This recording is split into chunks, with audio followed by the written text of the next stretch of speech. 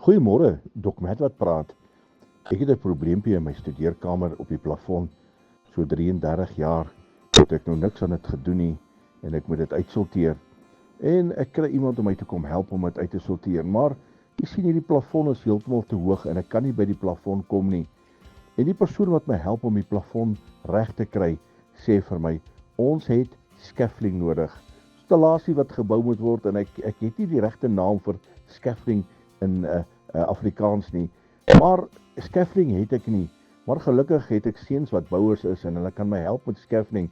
En die scaffolding word gebou en nou kan ons bykom daarbo hoog waar dit nodig is. Buitengewoon hoog, hoër as die normaal.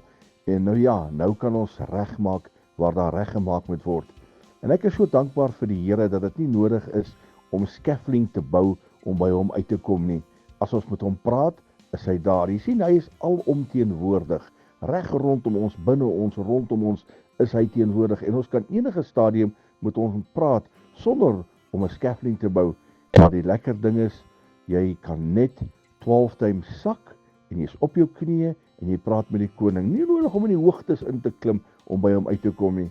Ek is so dankbaar vir hom dat hy alomteenwoordig is, altyd daar is, altyd bereid is om te luister, altyd daar is om net te hoor en sy oor is nie te swaar nie en sy arm is nie te kort om ons te help nie. Ek is so dankbaar dat hy altyd beskikbaar is, dat ons met hom enige tyd, enige plek kan gesels. Herlewingsgroete.